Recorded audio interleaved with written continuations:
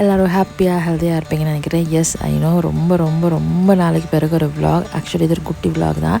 என்னால் கண்டினியூஸ்லி ஒரு vlog போட முடியாமல் போயிடுச்சு. So sorry for that. But இன்னும் vlog இட்ஸ் ஆல் அபவுட் சோறு சாப்பாடு அந்த மாதிரி ஒரு vlog தான். பட் இந்த vlogல எங்கேயுமே எந்த ஃபேஸ் தெரியாது. பிகாஸ் நான் தான் ஃபுல் vlog எடுத்துகிட்டு இருந்தேன். ஸோ ரொம்ப டயர்ட் வேலை அந்த மாதிரி.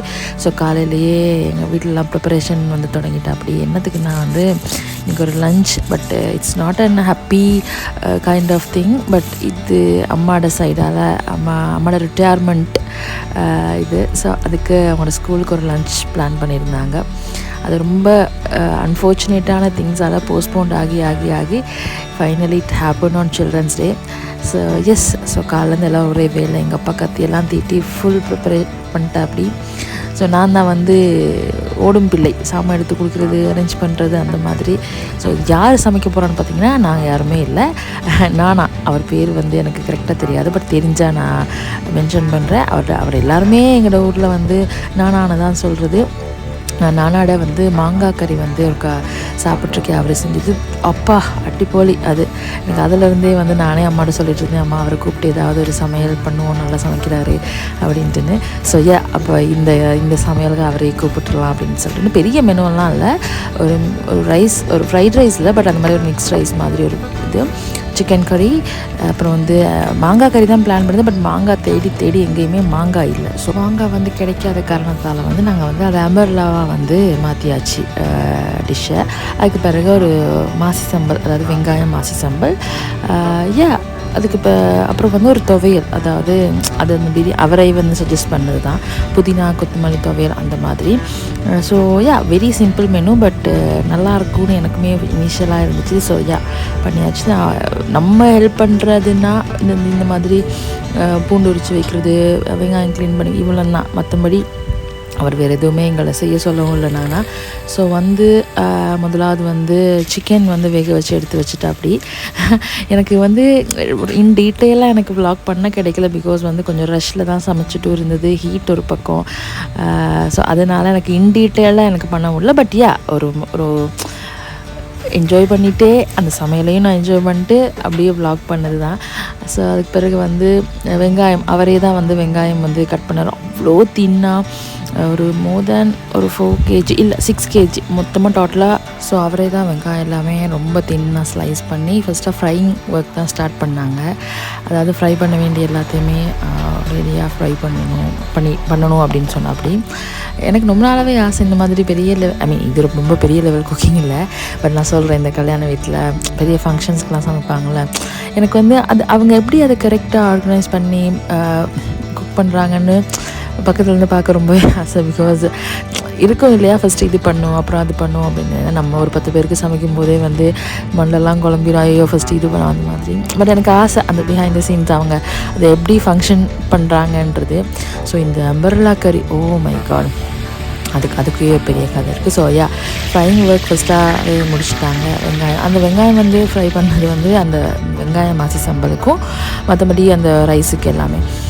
ஸோ இந்த அம்பர்லா கறி வந்து பேசிக்கலாக எங்கள் அம்மா கொஞ்சம் நல்லா மாங்காய் கறி வைப்பாங்க. எங்கள் அம்மா வைக்கிற மாங்காய் கறி எனக்கு ரொம்ப ஃபேவரட். அதே மாதிரி எனக்கு இந்த அம்பர்லா கறியும் வந்து அம்மா அது குக் ஆகும்போது பார்த்துட்ருக்கும் போதே அவ்வளோ ஒரு அந்த சொல்லுவாங்க இல்லையா, பார்த்துட்ருக்கும் போதே வாயில் எச்சில் வரும் அவ்வளோ அந்த மாதிரி ஆயிடுச்சு. ஏன்னா அது இதே மாதிரி தான். அது வெரி ஸ்லோ குக். அந்த அம்பர்லாவை வந்து அவிச்சு எடுத்து வச்சுட்டு அதுக்கு பிறகு அதில் வந்து சீனி, கருப்பட்டி இதுகள்லாம் போட்டு வெரி ஸ்லோ குக், அதாவது ரொம்ப குறைவாக தணல் வச்சு அந்த ஸ்லோ குக் பண்ணி இடையில வந்து பெரிச்சம்பழம் ஆட் பண்ணாங்க. அது பார்த்துட்டு இருக்கும்போதே அப்படி ஒரு அழகாகவும் இருக்குது. மீன்வயல் வந்து ஐயோ இது எப்படா ட்ரெயின்ஸ் பண்ணுறதுன்ற மாதிரி ஒரு ஃபீல் ஆயிடுச்சு. ஸோ இவங்களோட அந்த நானாட ஸ்பெஷல் எனக்கு தெரிஞ்சு நானும் நல்லா பிரியாணி சமைப்பாருன்னு தான் எல்லாருமே சொல்லுவாங்க. பட் எனக்கு வந்து நானாட மாங்காய் கறி அந்த அம்பர்லா கறி தான் டாப் ஃபேவரட் அப்படி சொல்லலாம். இங்கே பாருங்கள், இந்த கலரும் அந்த டேஸ்ட்டும், ஓ மை காட், அது சொல்லி வேலையில்.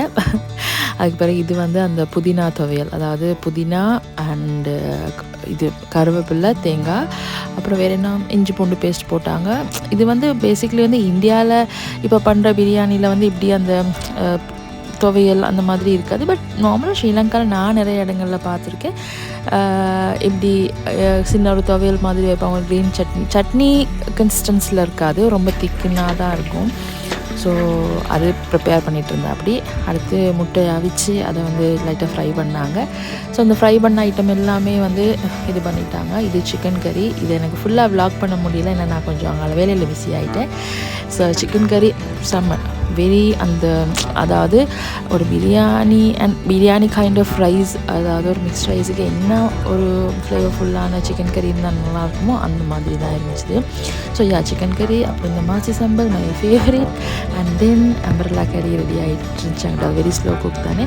ஸோ கடைசியாக தான் வந்து ரைஸ் இது பண்ணாங்க.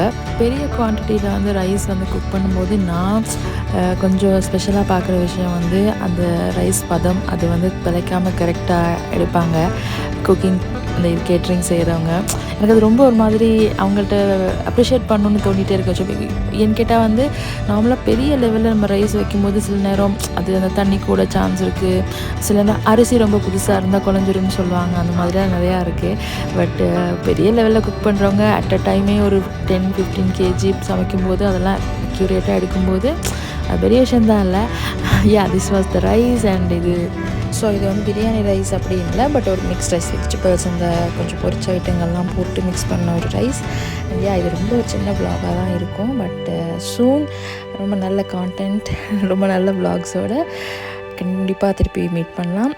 Until that, thank you for watching, and once again so sorry. நான் கண்டினியூவாக vlogs வந்து அப்லோட் பண்ணியிருந்துருக்கணும், பட் அது கொஞ்சம் மிஸ் ஆயிடுச்சு.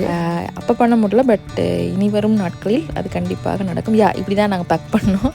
ஃபுட்டு கிட்டத்தட்ட ஒரு 85 to 90 பேக்ஸ் பேக் பண்ணது. ரைஸ், அப்புறம் வந்து சிக்கன் அந்த கிரேவி, அப்புறம் அந்த வெங்காய சம்பல், எக் வந்து இருந்துச்சு, அப்புறம் அந்த புதினா அந்த ஒரு துவையல் மாதிரி அது, and umbrella curry. For me that umbrella curry is the showstopper. So நல்லா சமைங்க, சாப்பிடுங்க, என்ஜாய் பண்ணுங்க. ஸோ இந்த umbrella curry ரெசிபி யாருக்காவது வேணும் அப்படின்னு இருந்தால் just let me know in the comment section. அதுக்காக தனியாக என்னோட கான்டென்ட்டோட வரேன். Until that, ta-ta, bye.